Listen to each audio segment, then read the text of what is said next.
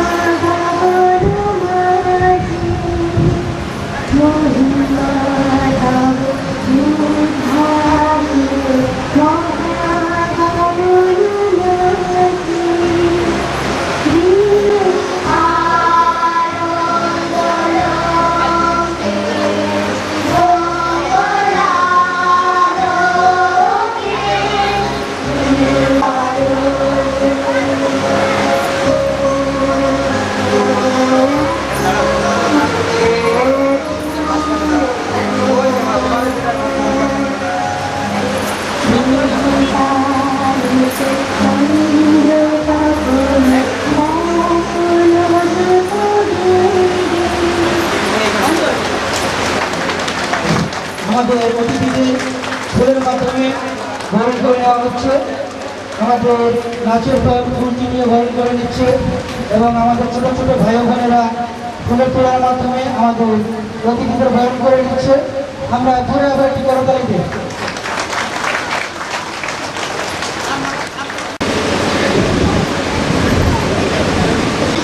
ঘূর্ণিঝড় আস্থা উদ্বোধনে সম্মানিত সভাপতি,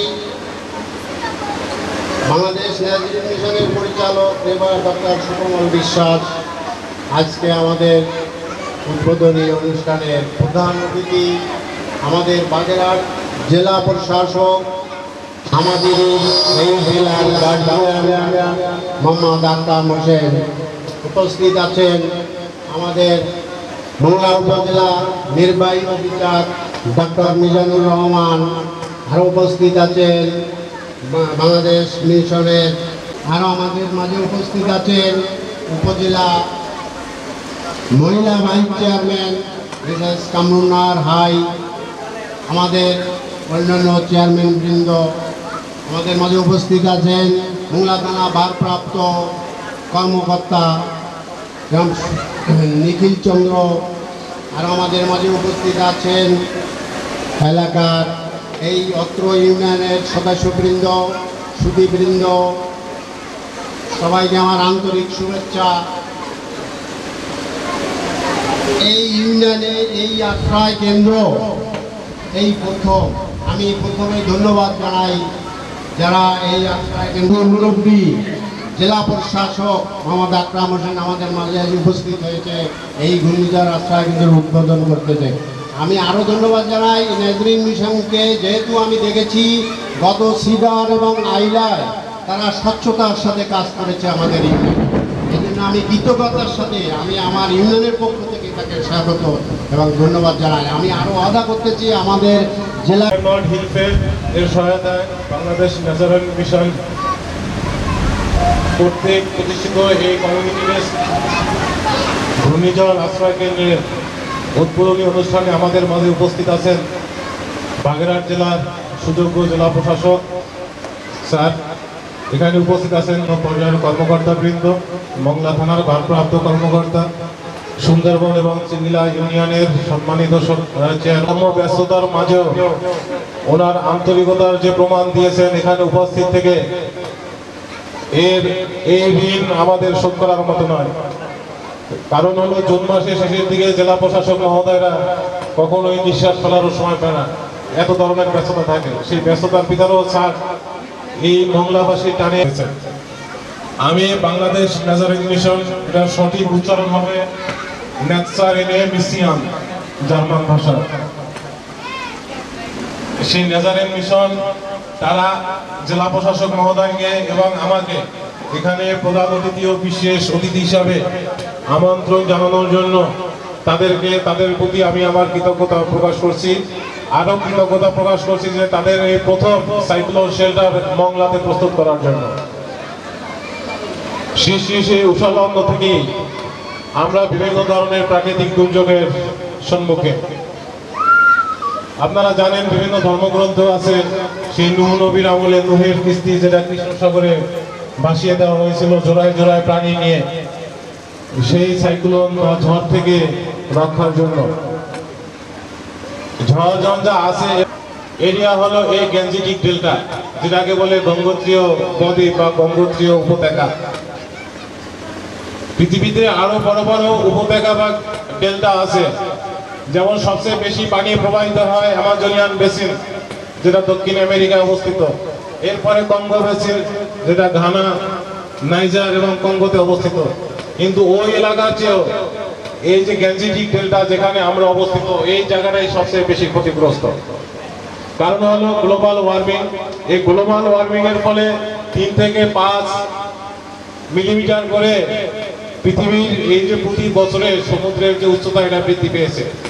অন্যান্য জায়গায় রেস্ট অফ দি ওয়ার্ল্ড 5।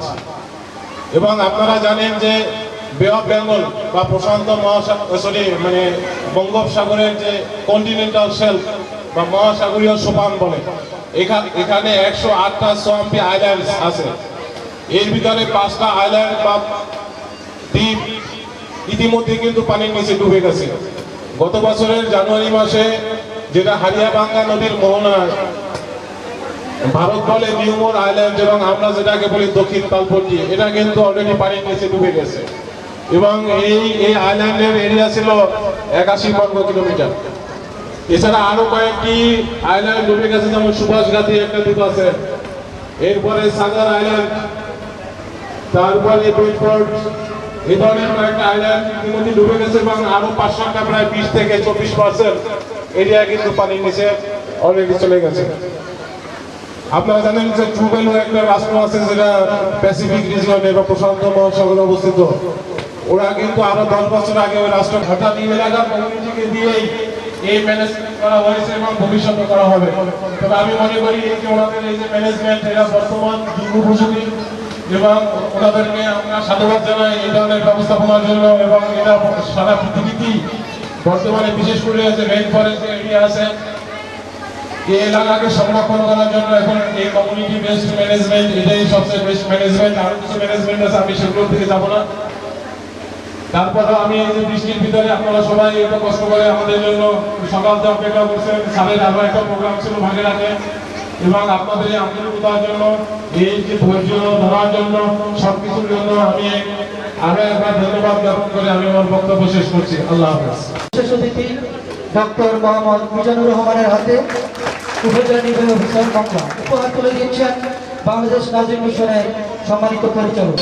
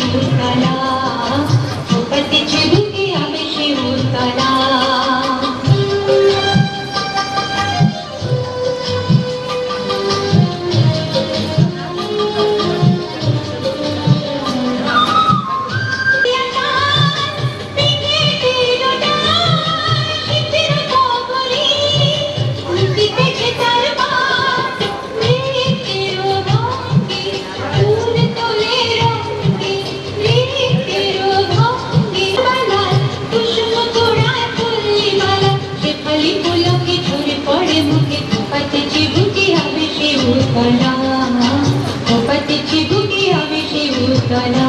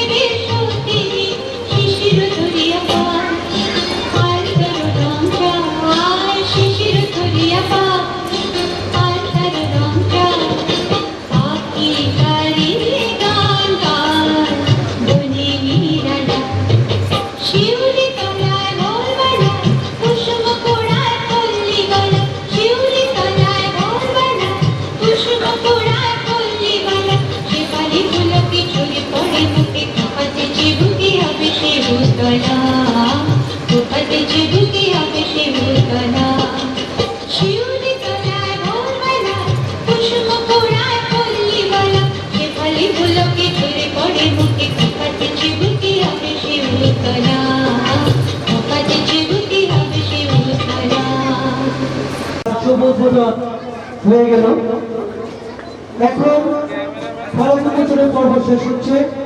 এর পরবর্তীতে আমি অতিথিদেরকে বিশেষভাবে অনুরোধ করব আমাদের সামনে যে ক্যাচিংয়ে রয়েছে সেখান থেকে ফিতা কেটে আমাদের ভবন পরিদর্শন করার জন্য।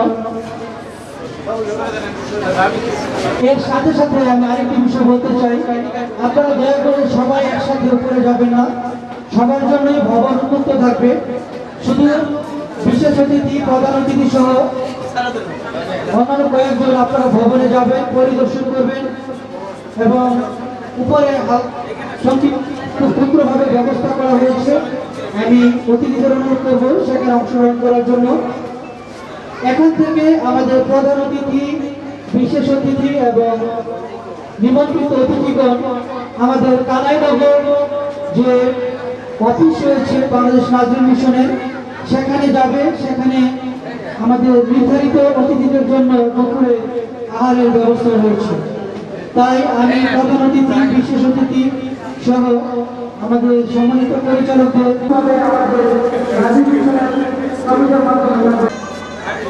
এই ঘটিত আশ্রয় কেন্দ্র অত্র এলাকার জনগণের আপৎকালীন সময়ে আশ্রয়স্থল হিসেবে আমি সকলকে রাখেন এবং বিভিন্ন সংস্থা থেকে আগত নিবন্ধিত অতিথিদের এবং আমাদের সকল অতিথিদেরকে অনুরোধ করব আপনারা প্রোগ্রাম শেষে আমাদের কারাগারে উপস্থিত হয়ে যাবেন, সেখানে আপনাদের জন্য দুপুরে আহারের ব্যবস্থা রয়েছে। আর আমি বিশেষভাবে অনুরোধ করবো আপনারা যারা স্থানীয় বাজার কেন এসেছেন আপনারা যাবেন না, আপনাদের জন্য ক্ষুদ্র টিফিনের ব্যবস্থা রয়েছে। এই টিফিন আপনারা গ্রহণ করবেন, আমাদের কর্তৃপক্ষ হিসেবে আপনাদেরকে বলবো।